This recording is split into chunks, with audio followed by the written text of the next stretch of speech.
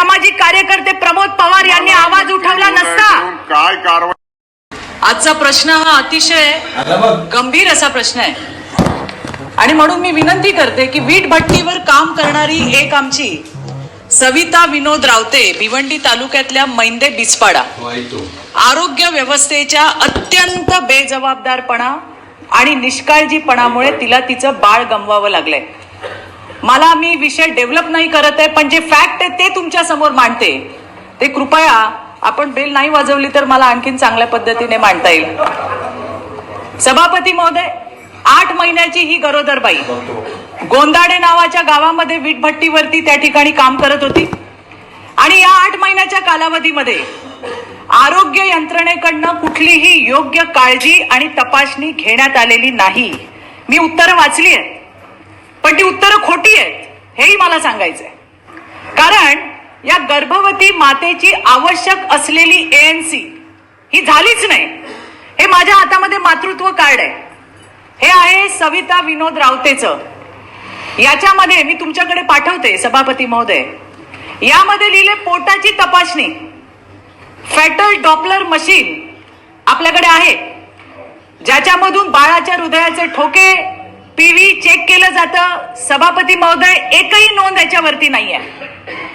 त्याच्यानंतर गोंदाडे इथे नाही, त्याच्यानंतर अजून आहे पहिली भेट त्यांनी लिहिली आहे 17/11/25. BP चेक करणं साधी गोष्ट आहे, ती या ठिकाणी केलेली नाहीये. याच्या बरोबरीने ही बाई जी गोंदाडे इथे वीटभट्टीवर काम करत होती, सभापती महोदय, यांचं PHC लागतं दाभाड, जे गोंदाडे पासून 7 किलोमीटरवर आहे. जर तुम्ही चालत जायचा प्रयत्न केला तर पाऊण तास कुठेच गेला नाही. आणि ती जी काम करते गोंदाडे पासून पाचसापूर जे उपकेंद्र आहे ते 2.5 किलोमीटरवर आहे.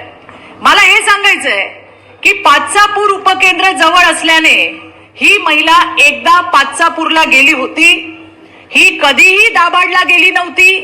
दाभाडला ती गेली होती सोनोग्राफी करण्यासाठी चिठ्ठी आणायला, पण त्याही वेळेला तिला काहीतरी थातूर मातूर उत्तर दिलं आणि तिला पळवून लावलं. सभापती महोदय, यामध्ये या मातृत्व कार्डवरती मी आपल्याकडे पाठवते, आपणही बघा, 16 मार्च आणि 20 एप्रिल रोजीच्या नोंदी लिहिलेल्या आहेत. सभापती महोदय, घाईने एकाच पेनने हे लिहिलं गेलंय, हे कोणीही तुम्हाला सांगू शकेल.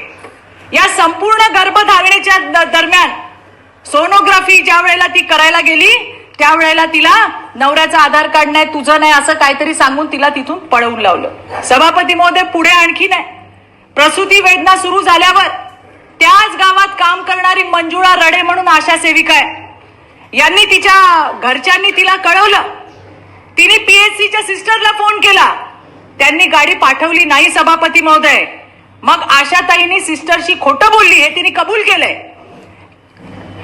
की आम्ही पेशंटला शहापूरला पाठवलंय आणि रुग्णांच्या कुटुंबाशी कुठला संपर्क केला नाही. सभापती महोदय, रुग्णवाहिका जागेवर उभी होती, कुठेही गेली नव्हती.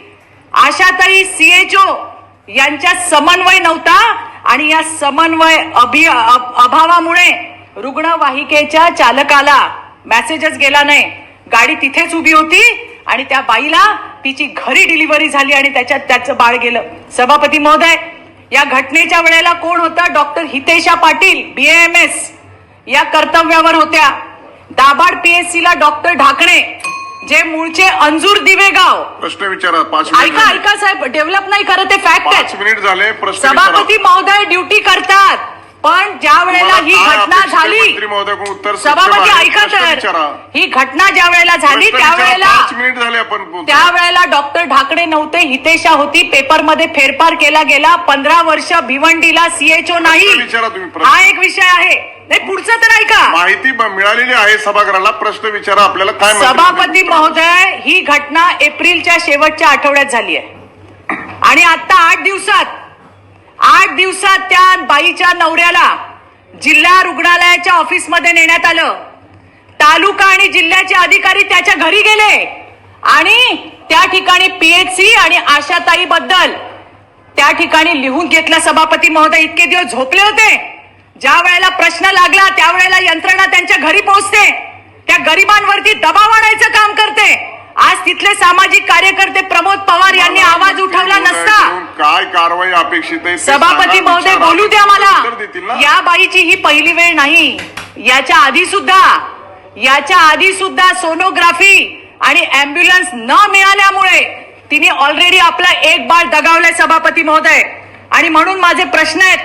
प्रश्न पहिला की आरोग्य केंद्रामध्ये रुग्णवाहिका त्या ठिकाणी उपस्थित हजर असताना कर्मचाऱ्यांच्या बेजबाबदारपणामुळे वेळेवरती न मिळाल्याने बालकाचा घरात खून झालाय आणि तो प्रशासकीय खून आहे.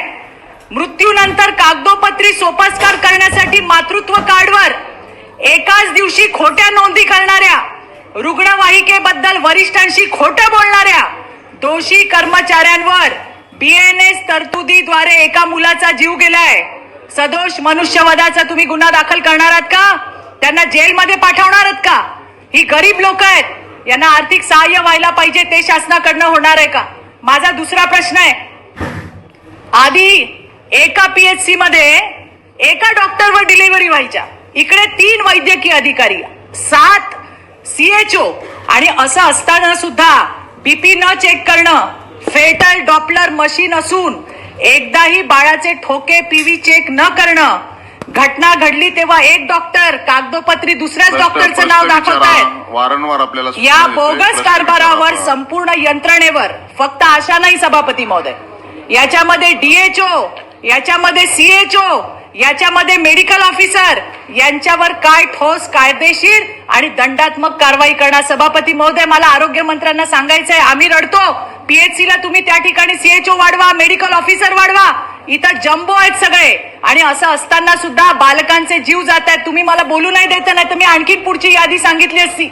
मला हेच सांगायचंय सभापती महोदय, मला या काय सगळ्यांना कारवाई अपेक्षित आहे ते अक्कल विचारा, किंवा मंत्रिमहोदय धडगावला उत्तर पाठवून द्या मुश्रीफ साहेबांच्या इथे, त्यांना कळेल काम काय असतं ते. धन्यवाद सभापती महोदय. सन्मान्य सभापती महोदय, सन्मान्य सदस्य चित्राताई वाघ यांनी जो प्रश्न दाभाड प्राथमिक आरोग्य केंद्रातल्या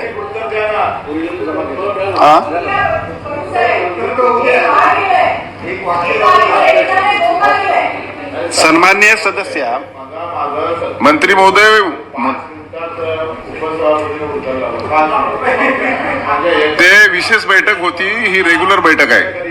या लोकांचा 97 फक्त 5 मिनिटात बसा. तुमचा अधिकार आहे, जे काय ते तुम्ही कोणत्या सूचना दिल्या. अतिशय महत्वाचा संवेदनशील विषय आहे. त्या ठिकाणचा आपल्याला आता बालकाचा बोलता येणार मृत्यू नाही. मंत्री महोदय झालाय, बोला. आरोग्य व्यवस्थेवर बोलतायत आणि मी नाही तुम्ही प्रत्येक वेळेला सभापती महोदय अशा प्रकारे काम माईक कोणाचाही चालू राहणार. अन्याय झाल्याच्या नंतर त्या अन्यायाला वाचा फोडण्यासाठी आपण सगळेच सभासद सदस्य त्याच्यासाठी प्रश्न उपस्थित करत असतात, परंतु त्या अनुषंगाने प्रश्नाचं उत्तर येण्याच्या अगोदरच बरेच हात उभा असतात, कारण असंही ठीक नाही. त्यामुळे मंत्री महोदय, मला वाटतं आपण त्या प्रश्नाच्या अनुषंगाने उत्तर द्या. सन्मान्य सभापती महोदय, सन्मान्य सदस्य चित्राताई वाघ यांनी जो काही प्रश्न दाभाड प्राथमिक आरोग्य केंद्रातल्या मैदे बीजपाडा या आदिवासी पाड्यातल्या महिला सविता विनोद रावते यांच्या संदर्भातला जो प्रश्न विचारलाय, त्या प्रश्नामध्ये ज्या पद्धतीनं एकूणच त्या आशा स्वयंसेविकेला निलंबित केलंय, परंतु सन्मान्य चित्राताई वाघ यांनी या ठिकाणी जे काही मुद्दे मांडलेत ते मुद्दे सुद्धा गंभीर आहेत. सन्मान्य सदस्यांचे एकूण गंभीर अशा पद्धतीचे जे काही आक्षेप आहेत, आपसात बोलू नका. ते आक्षेप लक्षात घेऊन आपण आयुक्तांच्या अध्यक्षतेखाली 15 दिवसांमध्ये चौकशी समिती नेमू आणि त्या चौकशीमध्ये जे जे दोषी असतील त्या सगळ्या लोकांवर कारवाई करू. प्रणित दरेकर. सभापती महोदय, तुम्ही समिती नेमणार ना अहवाल येणार, या ठिकाणी आपली पद्धत आहे. या सभागृहाचे सदस्य जेव्हा सांगतात तेव्हा ते आपण खरं मानतो आणि त्याच्यासाठीच आपण त्या ठिकाणी प्रश्न मांडतो आणि त्याचं उत्तर घेतो. तुम्ही एका अशा स्वयंसेविकेला त्या ठिकाणी तिला निलंबित करणार, तिच्यावर कारवाई करणार, मग तुमची वरिष्ठ अधिकाऱ्यांची यंत्रणा आहे ती काय करते?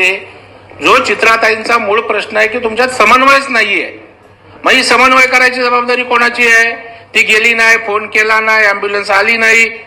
आपण जर त्या ठिकाणी यंत्रणा शासनाची एवढी मोठी आहे तर या विषयाला जबाबदार असणाऱ्या जिल्ह्याचा आरोग्य अधिकारी असेल, त्या विभागाचे प्रमुख जे अधिकारी असतील त्यांना तुम्ही निलंबित केलं पाहिजे, ते निलंबित करावं.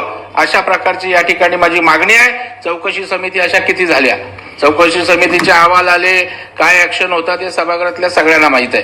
त्याच्यामुळं आपण त्या ठिकाणी त्यांच्यावर कारवाईचे आदेश या ठिकाणी आत्ताच्या आत्ता द्या, तर त्या ठिकाणी मेसेज जाईल की अशा प्रकारचा निष्काळजीपणा नको, आपल्याला त्या ठिकाणी काम करावं लागेल, समन्वय ठेवावा लागेल. तर आपण त्या ठिकाणी आता तात्काळ कारवाई करावी अशी मागणी आहे, ती आपण करणार का? सन्मान्य सभापती महोदय, सन्मान्य सदस्य प्रवीण भाऊ दरेकर यांनी जो काही मुद्दा मांडला, खरं तर आता ज्या पद्धतीनं सन्मान्य सदस्य चित्राताई वाघ यांनी या ठिकाणी जे मुद्दे उपस्थित केले त्याची चौकशी करणं अपेक्षित आहे. आपला मुद्दा रास्त आहे की बाबा बऱ्याच वेळा असं होतंय की बाबा चौकशी समिती झाली आणि प्रत्यक्ष कारवाई करा, असं अजिबात होणार नाही. मी आयुक्तांच्या अध्यक्षतेखाली 15 दिवसाच्या आत जे लोक आहेत, मग तो DHO असेल आणि कोण त्याच्या वरिष्ठ असेल, जो कोण असेल त्याच्यावरती कारवाई केली जाईल.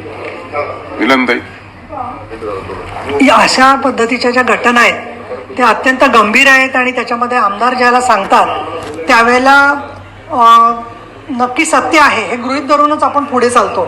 माझा मुद्दा असा आहे याच्यामध्ये की माहेरघर म्हणून योजना आपण इथे केलेली आहे की ज्याच्यामध्ये त्या गरोदर महिला त्यांना आधीच त्यांची जी ड्यू डेट आहे त्याच्या आधीच 5 दिवस राहायची व्यवस्था केली जाते, पैसे त्यांना देण्याची सोय आहे. तर मूळ मुद्दा हाच आहे माझा प्रश्न की मग त्याची अंमलबजावणी